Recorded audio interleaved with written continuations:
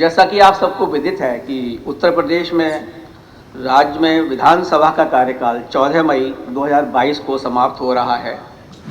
राज्य में 403 विधानसभा निर्वाचन क्षेत्रों, जिसमें कि 317 जनरल, 84 एससी तथा 2 एसटी असेंबली कंस्टिट्यूएंसी हैं, इनके लिए चुनाव होने हैं।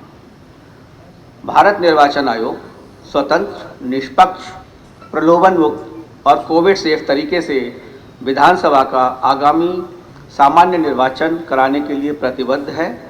आयोग का यह प्रयास है कि वरिष्ठ नागरिकों, दिव्यांगजनों, महिलाओं, नए मतदाताओं सहित सभी मतदाताओं की अधिकतम भागीदारी सुनिश्चित हो। राज्य में पहुंचने के बाद सर्वप्रथम हम सभी लोगों ने पॉलिटिकल पार्टीज के साथ मीटिंग की और इसके अंतर्गत all India Trinamool Congress, Bahujan Samaj party, Bharatiya Janata party, CPI, CPIM, Indian national Congress, nationalist Congress party, राष्ट्रीय लोकदल और समाजवादी पार्टी के प्रतिनिधियों ने आकर आयोग से मुलाकात की और अपने विचारों, समस्याओं और सुझावों से अवगत कराया।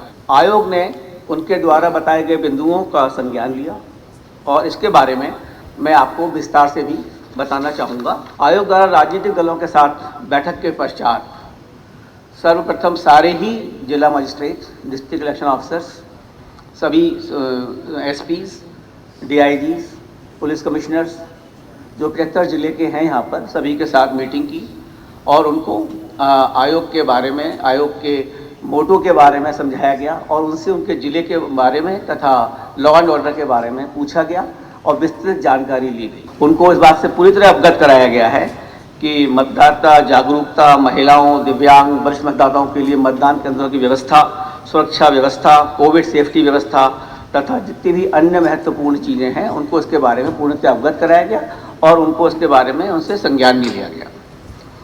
इसके उपरांत आयोग ने विभिन्न एनफोर्समेंट एजेंसी के साथ मीटिंग की, जिसमें कि आयकर विभाग है, GST, enforcement directorate, excise department, NCB, banks, nodal officers, इन सभी के साथ विस्तृत चर्चा की, क्योंकि हमारा ये उद्देश्य है कि ये पूरा इलेक्शन इंड्यूसमेंट फ्री और प्रलोभन फ्री हो।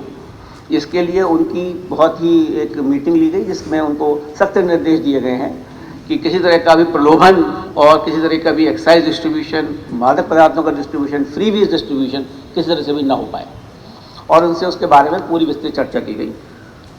आयोग ने उसके उपरांत जो हमारे नोडल ऑफिसर्स होते हैं पुलिस के और हमारे सीओ के साथ भी विभिन्न बिंदुओं पर चर्चा की और उसके बाद जो सबसे आखिर में जो जितने भी कंसर्न्स थे हमारे, तो मुख्य सचिव, DG police, health secretary, home secretary तथा अन्य सेक्रेटरीज के साथ अभी उठाए गए थे, उसके बारे में बताना चाहूँगा कि सभी राजनीतिक दलों के प्रतिनिधियों ने ये हम लोगों को बताया कि कोविड प्रोटोकॉल का पालन करते हुए समय पर चुनाव होने चाहिए।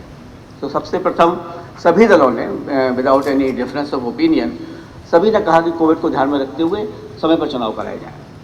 कुछ दलों के प्रतिनिधियों ने दिन के समय बिना कोविड नियमों का पालन किए हुए चुनावी रैलियों के प्रति अपनी चिंता जाहिर की, साथ ही रैलियों की संख्याओं को नियंत्रित करने की भी मांग की।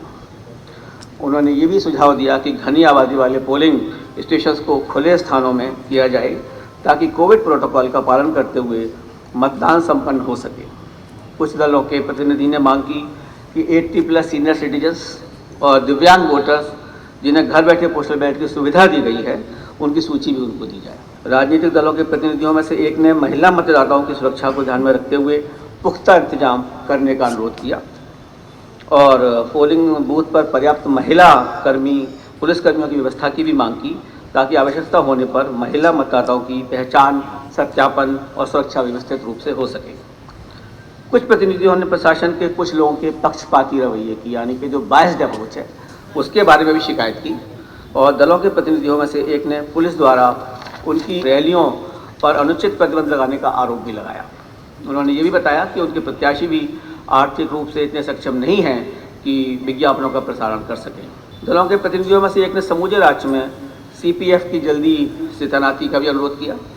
अधिकतर राजनीतिक दलों ने प्रचार प्रसार के दौरान धनबल, शराब, मादक पदार्थों और मतदाताओं को फ्री वीज दिए जाने पर संभावना जताई तथा इसके माध्यम से चुनाव प्रभावित होने की चिंता भी व्यक्त की।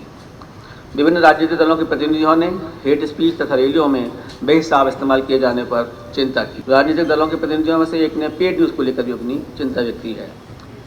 राजनीतिक दलों के प्रतिनिधियों ने जिन मुद्दों पर अपने आयोग के समक्ष रखे हैं उन सभी मुद्दों से आयोग अवगत है। भारत निर्वाचन आयोग मतदान प्रक्रिया को और अधिक सुगम, सहज, सरल और प्रलोभन मुक्त करने के लिए सदैव प्रयासरत है। भारत निर्वाचन आयोग का हमेशा मानना है कि मतदाताओं के बाद राजनीतिक दल चुनाव प्रक्रिया के महत्वपूर्ण स्टेक होल्डर हैं। आयोग ने राजनीतिक दल के प्रतिनिधियों को आश्वासन भी दिया है कि हमारा प्रयास स्वतंत्र, निष्पक्ष, सहभागी, प्रलोभन युक्त और कोविड सेफ चुनाव कराने का है, inclusive and accessible elections, so that हमारा जो मोटो है that no voter should be left behind, that is our basic motto and commission will do each and every possible act for that particular direction. मैं आपको इसके बारे में बताना चाहता हूं कि जो हमारा मतदाता पंजीकरण का जो अभी कार्यक्रम चल रहा है और जो चला है और 5 तारीख को जो ड्राफ्ट रोल प्रकाशित होना है, उसमें हमारे अधिकारियों ने उसमें काफ़ी मेहनत की है और क्या क्या उसके परिणाम हुए हैं वो आपके समक्ष रखना चाहूँगा। जो हमारा विशेष संक्षिप्त पुनरीक्षण जिसको हम SSR बोलते हैं, 5 जनवरी 2022 को निर्वाचक नामावली अंतिम रूप से प्रकाशित की जाएगी। राज्य में अभी तक मतदाताओं की कुल संख्या लगभग 15 करोड़ से अधिक है। अंतिम प्रकाशन पर मतदाताओं के वास्तविक आंकड़े स्पष्ट होंगे। इसके बाद भी नामांकन दाखिल करने का आखिरी तारीख तक भी मतदाता क्लेम्स ऑब्जेक्शन सबमिट कर सकते हैं। असल में कुछ लोगों को ये भ्रांति है कि जब ये प्रकाशित हो रही है शायद हमारा नाम उसके बाद इसमें ना लिखा जाए, तो मैं ये भी बताना चाहूँगा आपके ज़रिए सभी लोगों को कि ये प्रकाशित होने के बाद भी लोग देख लें, अगर किसी का नाम उसमें नहीं लिखा गया है या किसी का नाम कटने से भी रह गया है तो उस तरह के सारे क्लेमों को वो जो हमारे नॉमिनेशन की आखिरी दिन होती है उस तक वो अपने क्लेम्स और ऑब्जेक्शंस फाइल कर सकते हैं। तो अभी ये नहीं है कि ये ख़त्म हो गया अब हमारा नाम कैसे जुड़ेगा। तो ये जो चिंता है किसी के भी दिमाग में, वो आप ही उसको निकाल सकते हैं, आप ही वहाँ तक हमें पहुँचा सकते हैं। विशेष संक्षिप्त पुनरीक्षण 2022 के दौरान अब तक 52.8 लाख 52.8 लाख नए मतदाताओं को इलेक्टोरल रोल में सम्मिलित किया गया है, जो कि अपने आप में एक रिकॉर्ड है। इसमें लगभग 23.92 लाख पुरुष और 28.86 लाख महिला मतदाता हैं। इन नए मतदाताओं में 18 से 19 वर्ग आयु वर्ग के करीब 19.89 लाख शामिल हैं, जो कि पिछले SSR के मुकाबले 3 गुने अधिक हैं। यानी कि पिछली बार जो ये 18 से 19 तक के मतदाता थे, इनका परसेंटेज पूरे इलेक्टोरल रोल में कुल 0.51% था, जो कि बढ़कर अब 1.32% हो गया है। हमारा ये उद्देश्य है कि जितने लोग भी 18 साल 1 जनवरी 2022 को हो रहे हैं वो सभी इलेक्टोरल रोल में शामिल हों, और इसके लिए हमारे अधिकारियों ने बहुत ही डिफरेंट तरह से प्रयास किया। कॉलेजेस में जो इलेक्टोरल लिटरेसी क्लब बनाए, लोग वहाँ पहुँचे जाके और उनसे अनुरोध किया, उनके वो फॉर्म भरवाए गए 6, जिसकी वजह से ये 3 गुना अधिक जो एनरोलमेंट हुआ है। ये इसके लिए अफसरों ने बहुत अधिक कार्य किया। और एक बहुत और अधिक उपलब्धि हुई है महिला सशक्तिकरण के बारे में, जो महिलाओं को अधिक से अधिक वोटर बनाया गया है। पिछली बार जो इलेक्शन हुआ था 2017 में, उसमें हमारा जो जेंडर रेशो था वो कुल 839 था, यानी कि 839 महिलाएं 1000 पुरुष। अब हमारे सामने बहुत बड़ी चुनौती थी कि भाई इसको महिलाओं को भी अधिक से अधिक लोगों को उसमें भर्ती किया जाए, इसमें इनकी एनरोलमेंट किया जाए। तो हमारे अधिकारियों ने आंगनवाड़ी वर्कर्स, आशा वर्कर्स, ब्लॉक लेवल ऑफिसर जो फीमेल हैं उनको घर घर भेजा, उन लोगों से बात की और उन लोगों को समझाया कि आपका मताधिकार में होना बहुत आवश्यक है और आपको अपना मत का प्रयोग भी करना है और आप अपनी मतदाता सूची में शामिल हों। उसकी वजह से जो ये बढ़ा है 839 जो 2017 में था, उससे बढ़कर ये 868 पहुँच गया है, जो कि एक 29 पॉइंट प्रति 1000 के हिसाब से जो बढ़ा है, ये एक अपने आप में एक काफ़ी बड़ा वर्क है। और आप देखते होंगे कि जो पूरे शामिल हुए हैं उसमें 23.92 लाख पुरुष और 28.86 लाख महिला मतदाता हैं। तो जो महिला मतदाताएं बढ़ी हैं वो रफली 5 लाख ज़्यादा हैं पुरुषों के। का रिजल्ट भी बहुत अच्छा आएगा, जो कि वोटर टर्नआउट जो मैं आपसे बाद में डिस्कस करूंगा उस पर भी इसका प्रभाव पड़ेगा। और पूरा महिलाओं का इसमें पूरा योगदान रहेगा। ये हमारा एक अथक प्रयास है। और इसके बाद सभी डीओ को इंस्ट्रक्शंस भी दे दिए गए हैं कि मतदाता सूची से जुड़ी शिकायतों का अगर किसी को 5 तारीख के बाद जो भी हमारा प्रकाशित होगा उसमें किसी की शिकायत रह गई है, उसके बाद भी उसकी शिकायत को अटेंड करें और उसका तुरंत निस्तारण करें। सारे लोगों से हम लोगों ने, जितने भी डिस्ट्रिक्ट मजिस्ट्रेट और जिस डीओ थे, सबसे पूछा है कि उन्होंने सभी पॉलिटिकल पार्टीज के साथ मीटिंग की है, उन्होंने अवगत कराया है, हमको विश्वास दिया कि सारी पॉलिटिकल पार्टी से मीटिंग हुई है, उनके मिनट्स बने हैं और किसी भी पॉलिटिकल पार्टी का कोई भी ऐसी शिकायत नहीं है जिसका कि निस्तारण अभी तक नहीं किया गया है। उसके बावजूद भी आदेश दिए गए हैं उनको कि अगर किसी की भी शिकायत आती है तो उसका तुरंत निस्तारण करें और उनके साथ मीटिंग करें। मुख्य निर्वाचन अधिकारी ने हम लोगों को ये भी अवगत कराया, क्योंकि हमारा जो प्रयास है दिव्यांगजनों के लिए, सीनियर सिटीजन्स के लिए एक समाज कार्यरत है और आयोग उसमें चाहेगा कि उनकी भागीदारी पूरी तरीके से हो। तो अभी तक जो पोजीशन है उसके हिसाब से इस राज्य में 10,64,266 दिव्यांग मतदाता हैं और 80 वर्ष से अधिक आयु के जो मतदाता हैं वो 24,03,296 मतदाता हैं और 2,97,442 सर्विस मतदाताओं को भी आइडेंटिफाई किया गया है।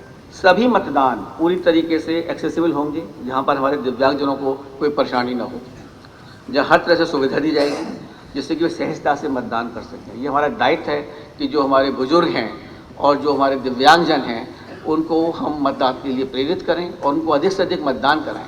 हमारे इस प्रयास से अभी जो एक राज्य में इलेक्शन हुआ था, मैं आपको बताना चाहूँगा कि उसमें 90% जो दिव्यांगजन थे उन लोगों ने वोट दिया था।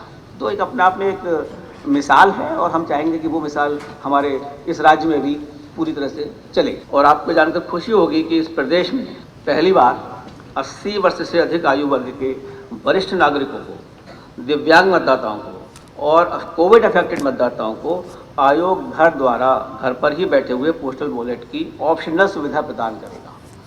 मतलब कि आपकी इच्छा है, हम तो आपको चाहते हैं कि आप आए हमारे पोलिंग स्टेशंस पे, जो कि पूर्णतः आपके लिए सुरक्षित हैं। उसके बावजूद भी अगर कोई लोग नहीं आना चाहते, जैसे 80+ के आदमी हैं, अगर वो नहीं आना चाहते हैं तो ECI will go to their doorstep. ECI is at the doorstep of these senior citizens, of these divyang persons and these persons who are absolutely COVID affected. We will go to their home. लेकिन इसमें पूर्णतः पारदर्शिता बढ़ती जाएगी। कुछ political parties का थोड़ा सा कंसर्न था। मैं बताना चाहूँगा कि जो लोग भी इस तरह से अपने फॉर्म भरेंगे और जो इसमें आना चाहेंगे कि हम घर से ही वोट देना चाहते हैं, उनका नाम पॉलिटिकल पार्टीज़ को दिया जाएगा। जो हमारी टीम जाएगी उसकी वीडियोग्राफी होगी, टाइम बताया जाएगा। और ये भी मेंटेन किया जाएगा सीक्रेसी डिस्टर्ब ना हो, because ultimately it has to be secret ballot. So secrecy maintain रहे, लेकिन साथ में पारदर्शिता हो और निष्पक्षता हो। ये एक बहुत बड़ी चीज़ है और चुनौती है जिसको कि हम लोग पूरा करेंगे और सभी लोगों को उसमें हम लोगों का सहयोग देना चाहिए कि अगर हम उनके घर पर जा रहे हैं, पहली बार इस तरह की सुविधा दी जा रही है।